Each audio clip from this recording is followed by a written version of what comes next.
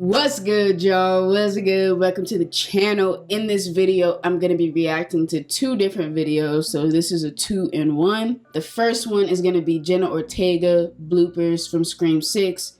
And then second, we're going to get to 20 times the killer in Scream gave themselves away. So the two very interesting videos that I wanted to click on and react to. Okay, y'all didn't request these. Well, actually, y'all wanted me to react to Jenna Ortega Bloopers. Or was it just bloopers in general for Scream 6? Anyway, got this video. It's real short, 1 minute and 41 seconds. So we're gonna get into it. Without further ado, please make sure y'all like the video, subscribe, hit the bell. You already know the deal. Alright, go check out all my other Scream 6 reactions. And let's go ahead and just get into it. Yay! Happy Mother's Day to all of the mothers out there. And to all y'all mothers. Alright, let's get it.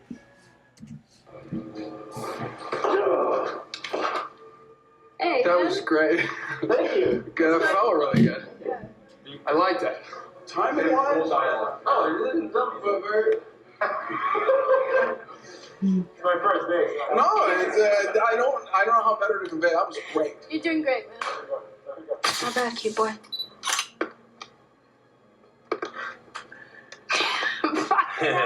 Not bad, cute boy.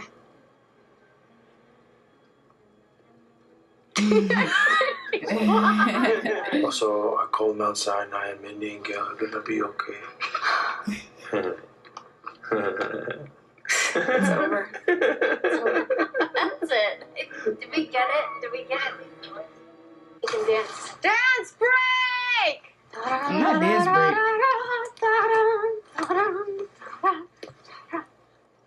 Or Scream. Big one. Jason, are you and Greg gonna come to the OKP? Okay. Oh, fuck. Are you and Greg gonna come to the OKP party? Yeah, I mean, if he finishes his Smash papers, time. Is your sister gonna come? No, Sam, what do we call dead at a bat party? What? Well, I mean, there's the first time for everything. Okay, Pete. Sam.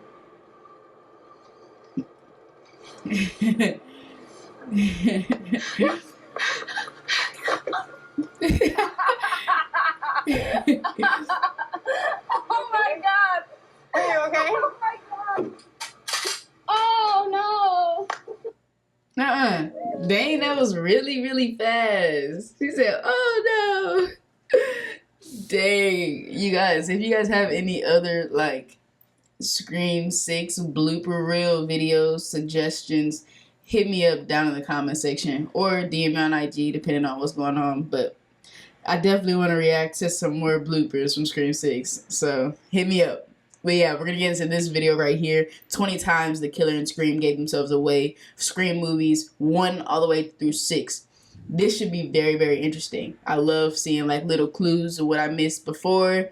And obviously there's some little things, like little details that you could really pick up on and figure out like who the killer is in the very beginning. Let's go.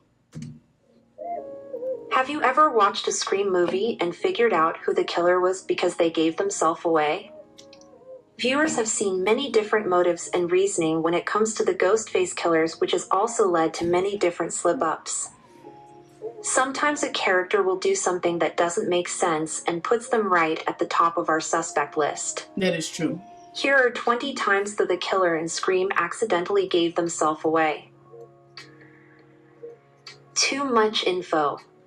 Stu Mocker. The original Scream introduces all the main characters together for the first time while they are gathered around a fountain talking about the murders of Casey Becker and Stephen Orth.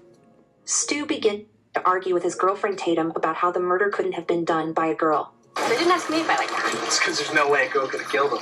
That is so sexist. The killer could easily be female. Basic instinct. He doesn't just stop there, however. He goes on and explains how they were killed and how he used to date Casey. He gives away so much information to the point where Billy gives him a look trying to tell him to stop. I didn't kill anybody. That makes Nobody sense. said you did. Thanks, buddy. It's surprising that the others didn't pick up on these two earlier on in the movie. Sequel obsessed. Mickey Altieri. It's become a tradition that in every Scream movie, someone goes over the rules for what happens. In Scream 2, they do this by having a discussion about sequels in film class. Randy talks about to his class how sequels are the worst. Please, by definition alone, they're inferior films. Mickey doesn't like these comments, though, and begins to argue about why sequels aren't so bad and how there are plenty of sequels that are better than the originals. His obsession with sequels seems odd here and stands out in the conversation. The Godfather, Part 2. He hints to the fact that he is hoping the Windsor College murders will surpass those at Woodsboro. Similar story. Quinn Bailey. After moving to New York, Sam got an apartment with a girl named Quinn. Quinn and Tara have a moment where they have a heartfelt talk and Quinn starts to tell her about how she lost her brother. It seems heartfelt in the moment, but after really thinking about it, it's suspicious realizing Sam had just killed Richie and now her roommate is saying she lost a brother. This calls back to what happened previously in Sam's family when Mrs. Loomis came back for revenge about Billy, just like the Kirsch family is doing about Richie. Obvious victim. Jill Roberts. The first two real victims of Scream 4 are Marnie Cooper and Jenny Randall, who are attacked in their home by Ghostface. While on the phone with the killer, Jenny asks an interesting question. Is this Trevor? She mentions Trevor on the phone, proving that she's close to him. Since we know Jill was cheated on by Trevor, it's very likely that Jenny was the girl Trevor cheated on Jill with. This seems like a mistake, though, to attack her first, because it makes Jill look very obvious as the killer. I am not the girl you cheated on. If the cops would have just done some thinking, they would have been led right to Jill. Convenient cloning. Amber Freeman. Since Ghostface usually uses phone calls to communicate to his victims, he always has to find a way to hide his identity in the phone number. He will occasionally call from someone's phone, or even clone one, which is what is said to be happening in Scream 2022. However, it's pretty suspicious that every single call or text made by the killer is from Amber Freeman. At some point, it should have been obvious to the police that this was just a story. I mean, what motive would Ghostface even have to make her the obvious suspect other than to eliminate her off the suspect list? This just goes back to her being the killer. Maybe. It said maybe. Cinephile. I didn't see that. Billy Loomis. It takes a lot of effort to put yourself in a Halloween costume while trying to commit a series of murders without being caught, so the person doing this must really be obsessed with horror movies. Throughout the movie, we hear Billy make a bunch of references to life being like a movie. Lately, we're just sort of edited for television. It's all a movie. It's all one great big movie. This is a very unnatural way of speaking and sounds like what a killer would say. This should have all clued Sydney into that fact that he was obsessed with turning her life into a living horror movie. Like mother, like son. Nancy Loomis. Billy isn't the only one who is suspicious and creepy by their actions. His mother, Nancy Loomis, made herself very obvious as well. Throughout Scream 2, she would follow and question Gail Weathers several times, obviously trying to get information. There is even a shot of her walking in the background just watching Gail and trying to hear what she's saying. Mrs. Loomis is lucky that Gail was too distracted to notice her obvious stalking. No show. Roman Bridger. After the murder of multiple cast members in the Stab 3 production, they decide to call off the filming. Ooh, those bangs. They all have an early wrap party at Jennifer Jolie's house because of this. Usually, I honestly don't understand why a lot of people hate this Scream. Like, this was Scream 3. Yeah, Scream 3. I love Scream 3. I thought it was hilarious. Like, just the fact that there was it was funny. Like, there was all of the not the friend group, but the characters that were playing the real, you know what I'm saying, like Sydney, Gail, and all of them. They were funny. They were a great addition to the, you know, to the movie. And then just the whole like screaming in the house and just killing them off one by one. Gail's lookalike, or the actress that played Gail, she was funny as hell to me. Now, it was kind of crazy the fact that it ended up being Sydney's brother. I thought that was another interesting, like, killer. You know what I'm saying? And crew all go to a wrap party, but Roman is the only one not to show up.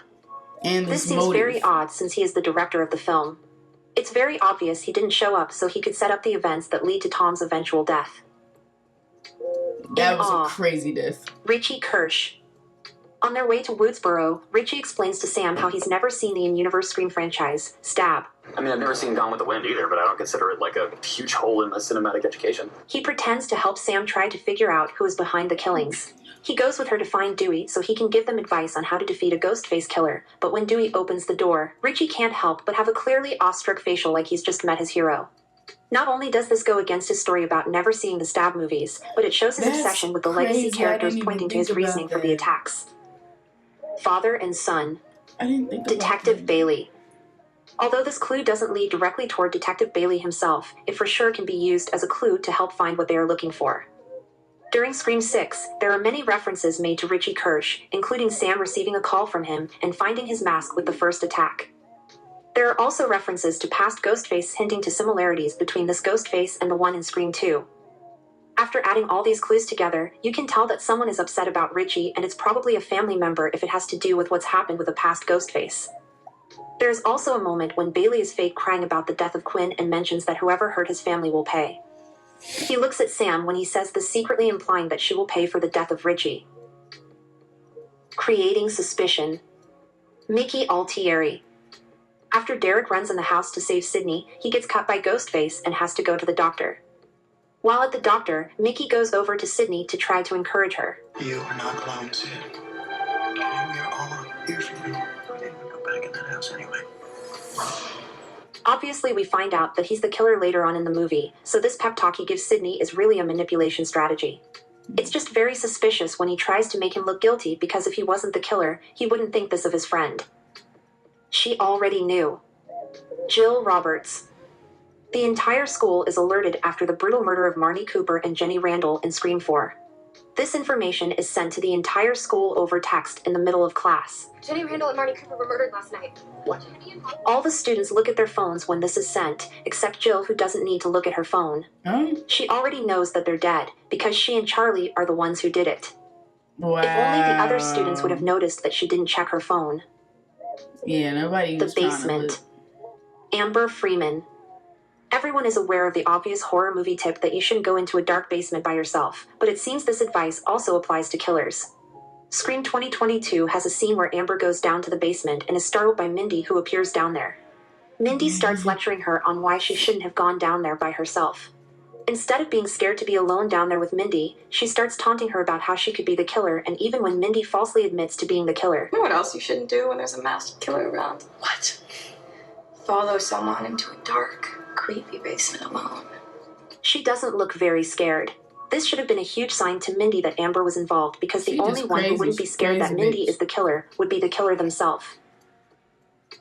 The look. Billy Loomis. This is a moment when we literally see the two Ghostface killers communicating right in front of us.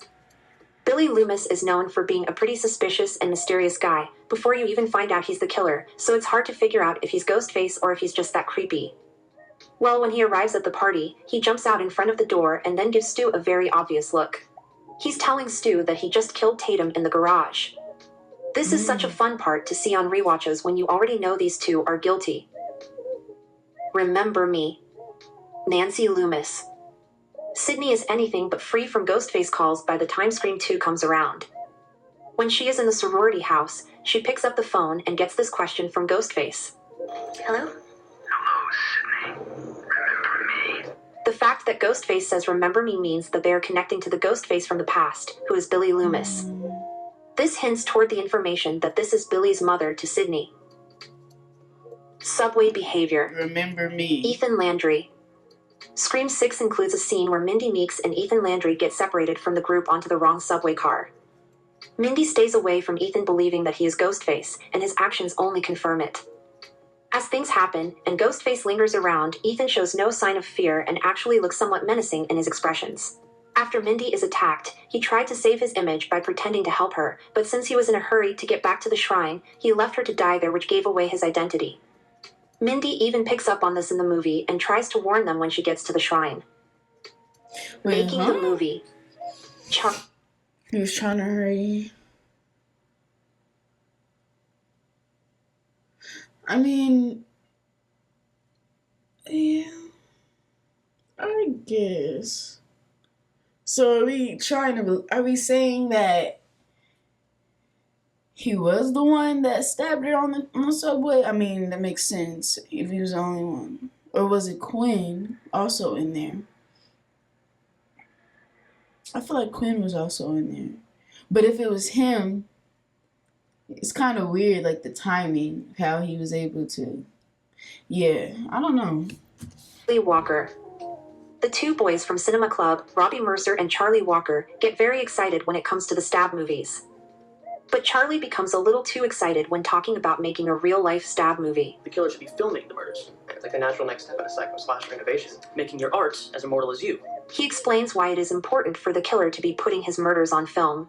If this isn't creepy enough for you to be convinced, later Gail actually finds cameras set up by the killer showing that he is literally doing what Charlie said. Gail should have known right then and there that Charlie was under the mask. Killer cut. Richie Kirsch. Sometimes, Ghostface killers will let themselves get hurt in order to look innocent. Well, this trick was used by Richie in Scream 2022 when he let Amber slice his arm at the hospital. Although this idea seems smart on paper, there are a couple of reasons that this scene looks suspicious. Ghostface doesn't usually slice, he stabs, which makes it seem like he was trying to keep Richie from getting a serious injury. We've also seen this exact same instance happen before in the franchise when Charlie cut Jill Roberts' arm in Scream 4 and was also revealed to be the killer. Yeah. If this wasn't enough... But that also happened in Scream 2, right? The boyfriend or the love interest. He also got sliced, but he didn't end up being the killer. So it's not all the time, but... Face also goes only after Tara in the scene and just leaves Richie alone. Because of this, Richie only receives the one slash in his arm, but acts like he has been very wounded. Exactly. All of these actions show Richie to be a Ghostface killer. Dropping evidence. Billy Loomis. Billy Loomis was usually very sly with his actions, but he definitely had a couple of slip-ups. After Sydney is attacked by Ghostface, Billy goes into her room and tries to comfort her. He's in the house. No, he's in the house. He's gonna kill him. He's gone. While doing this, a cell phone drops out of his pocket, which was very uncommon to have back in the 90s. Sydney immediately picks up on this and runs away. Billy ends up getting questioned at the police for this and is thought to be the killer. Even though he is let go, Sydney still doesn't trust him the rest of the movie because of this mistake. Slip up. Jill Roberts. Jill Roberts is usually praised as the Ghostface who was closest to getting away with it because she is the only one to date to make it past Act 3 of a Scream movie. And she probably could have gotten away with it if she hadn't made a huge mistake. While talking to Dewey at the hospital, she accidentally says information she shouldn't know. I had to write a book one day. I want her to write it with me. Matching wounds and all. This tells Dewey and Gail that she must have been behind the Ghostface killings as well. The characters in the movie actually pick up on this, so this is probably one of the worst Ghostface slip-ups of them all. Thanks for watching. She realized. Remember to subscribe and comment below any times the killer gave themselves away that I might have missed. Wow. Ooh, there's also a 2023 interesting Scream facts you don't know.